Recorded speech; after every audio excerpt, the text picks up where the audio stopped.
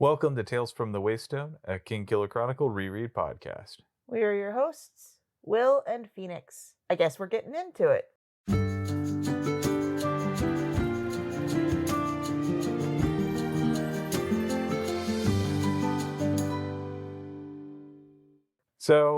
This is a little bit of a different podcast. A little over a week ago, I came down with COVID.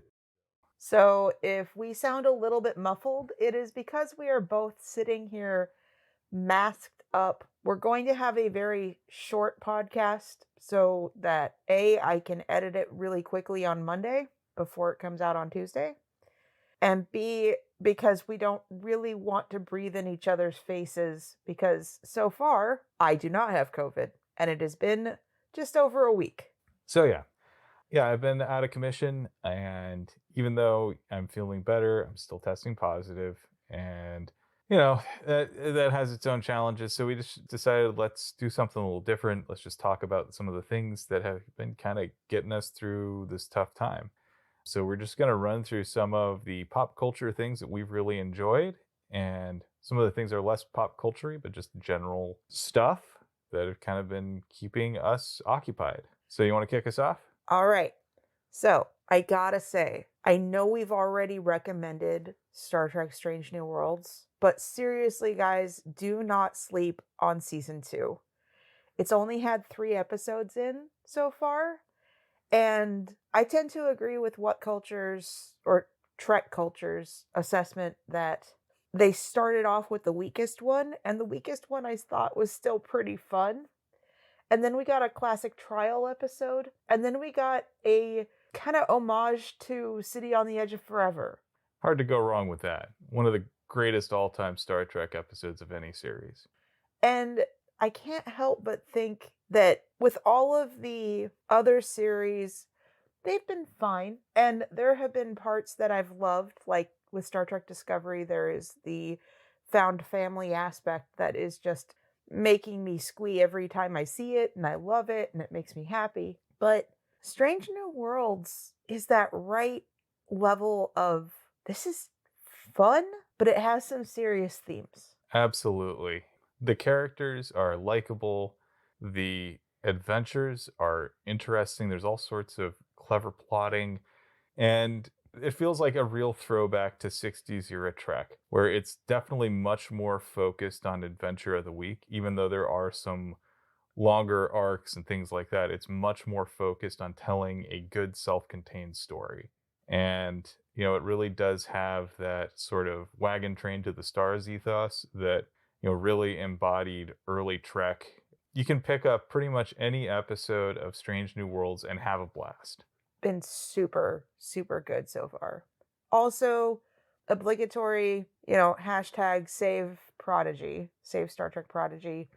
I believe it wasn't very well advertised, but I also believe it hasn't really been super glommed onto by most of the Trek fans. And I think that that's also one that we just shouldn't sleep on. Yeah, Prodigy is worth your time if you can find it. Right. If you can find it and if you can help Paramount decide that we actually need to see it. Because unfortunately, it's been canceled. Moving on, our next recommendation is one of the seasons of Dimension 20, Mice and Murder. So this is a side quest. If you love cozy mysteries, this is absolutely a goodness, like 12, 14, 15-hour long cozy mystery. It's D&D. It is a cozy mystery, like a bottle episode mystery kind of deal, all played out with the College Humor cast, which, I mean, all of them have been kind of a treasure. And it's got all of the same feels as like Clue and Knives Out and Murder by Death without the racism. With a healthy dose of Sherlock Holmes thrown in. Absolutely. And it's also just ridiculous and funny. And the spin that the cast members of College Humor brought to all of this, where, yeah, they're trying to solve a mystery, but they're not taking themselves seriously at all, it's just so amazing and it's so good. I think the best way to describe it would be Wind in the Willows meets Sherlock Holmes meets just a little bit of screwball comedy. I would say Clue is actually the one I'd throw it into. There's some real screwball energy there. Each character has their own set of motivations, sometimes working at cross purposes to one another, and just watching them all bounce off of one another is just a lot of fun. All right. And so our next kind of recommendation is brought to you by the fact that when Will finally caught COVID, it was so late in the game that there's antivirals for it. Yeah, so readily recommend getting antiviral treatments. So yeah, I took Paxlovid, and one of the fun side effects is that it makes your mouth taste like leftover pineapple curry, which of course is a deep cut for anyone who's heard us talk about one of our early experiences with the perils of leftovers. For those of you who don't know what our leftover pineapple curry tasted like, what is the general taste of Paxlovid? So it tasted kind of like just stomach acid in my mouth all the time. Like, what was really interesting though is because everything in my mouth just tasted terrible. Literally anything else that disguised that or overpowered that tasted amazing. So, like, I had a night where we just had Korean sticky rice cakes, and oh my goodness, the fiery gochujang sauce was amazing because it just killed my taste buds for like 30 minutes where I just wasn't tasting anything, and it was amazing. And so what you've written down is kind of just if you're going to experience side effects, lean into it. Yeah, I mean, it was something where I started looking into what was actually going on about it.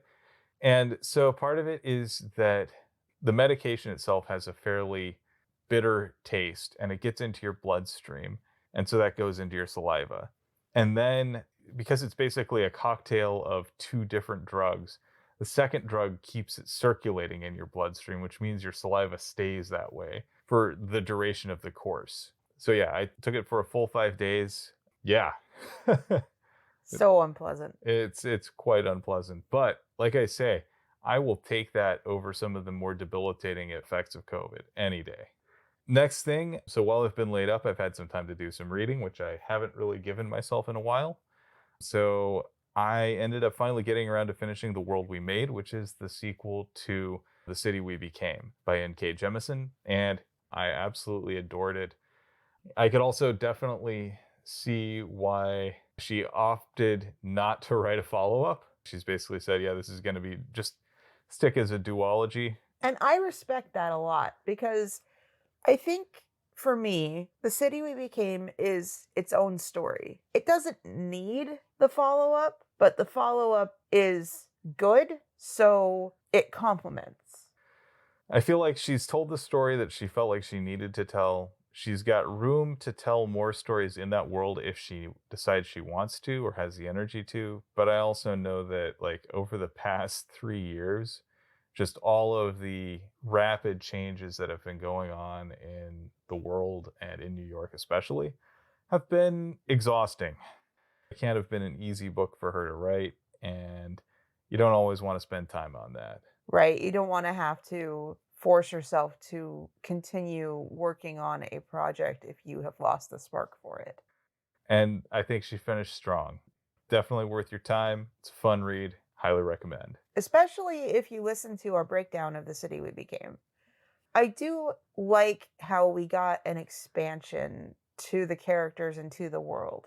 Yeah, a lot of the characters that had been left purposefully blank get filled in a lot more, particularly Manhattan and the Primary. So seeing them show up more is really good.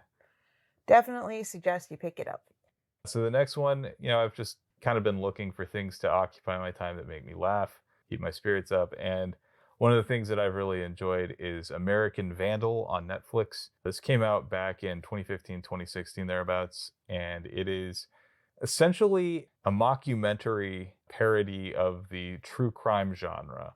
However, where most true crime stories involve all of these ghastly horrors, American Vandal concerns itself with the pressing question of who drew the Dex. in the faculty parking lot at Hanover High. It's fundamentally low stakes. You've got two characters, Sam Eklund and Peter Maldonado, who are two AV Club geeks who are convinced that the sort of dropout stoner Dylan Maxwell couldn't possibly have been the one who actually drew the Dex. and their evidence is sometimes very specious, sometimes very silly. And you watch them just going through every red herring, going through all of the tropes of the true crime genre, and finally realizing that they're part of the problem too, that they've unearthed all of these problems at the school without offering any real way to solve them.